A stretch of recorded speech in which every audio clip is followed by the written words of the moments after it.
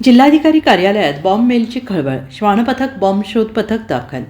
कोल्हापूर जिल्हाधिकारी कार्यालयात बॉम्ब ठेवल्याचा इशारा असलेला मेल जिल्हाधिकाऱ्यांच्या अधिकृत खात्यावर आल्याने प्रशासनात एकच खळबळ उडाली. दुपारी 2 वाजेपर्यंत नागरिकांना सुरक्षित स्थळी हलवा असा मजकूर मेलमध्ये असल्याचं समजून आलं. या घटनेची माहिती मिळताच बॉम्ब शोध पथक, श्वानपथक, कोल्हापूर महापालिकेचे अग्निशमन दल आणि पोलीस दलाची धावपळ सुरू झाली. जिल्हाधिकारी कार्यालय परिसर तातडीनं रिकामा करण्यात आला. दालन कक्ष परिसराची श्वानांच्या मदतीनं कसून तपासणी सुरू आहे. अचानक दाखल झालेल्या आपत्कालीन माहिती मिळालेली नाही. कोल्हापूर जिल्हाधिकारी कार्यालयामध्ये लावलेले 5 RDX बॉम्ब्स लवकरच फुटणार आहेत. दुपारी 2 वाजेपर्यंत जिल्हाधिकारी कर्मचाऱ्यांनी नागरिकांना सुरक्षित स्थळी हलवण्यात यावे असा एक मेल कलेक्टर कोल्हापूर आपल्या मेल ID वरती 11:36 प्राप्त झालेला होता. असा मेल आल्यानंतर जी काही आपली रेग्युलर SOP आहे त्यानुसार BDDSचं आपलं पथक, SIDचं पथक, पोलीस विभाग यांनी तात्काळ आपल्या SOP नुसार जिल्हाधिकारी कार्यालयामध्ये जिथे अभ्यागत आहेत आपले किंवा सर्व कक्ष आहेत त्या ठिकाणी तपासणी केलेली आहे. अशा पद्धतीचं कोणत्याही पद्धतीचं जे काही मेल आलेलं आहे त्या पद्धतीची परिस्थिती काही आढळून आलेली नाही.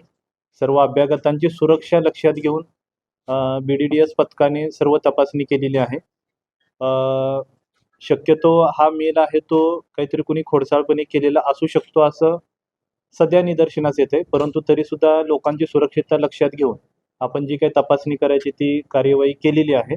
तर या मेलबाबत पोलीस विभागाकडून तपासणी करून यामध्ये जर कुणी खोडसाळपणाने असं जर केलं असेल तर जी काही कायदेशीर कारवाई असेल ती पुढे कायदेशीर कारवाई केली जाईल. आणि लोकांनी काही घाबरण्याची आवश्यकता नाही. जे अभ्यागत आहेत, व्हिजिटर आहेत किंवा या ठिकाणी आंदोलनकर्ते सुद्धा आहेत त्यांना सुद्धा काही घाबरण्याची आवश्यकता नाही. हे सुद्धा तपासणीअंती आम्ही कळवलेलं आहे आणि रेग्युलर जे काम जिल्हाधिकारी कार्यालयाचं आहे ते सुरू आहे.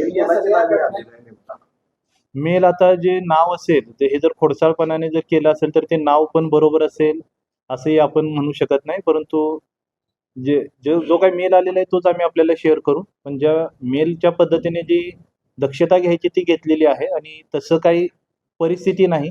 त्यामुळे काम सुद्धा आपलं सुरळीतपणे सुरू आहे आणि अभ्यागतांना सुद्धा आपण ते कळवलेलं आहे. Bureau report SBN Marathi, Kolhapur.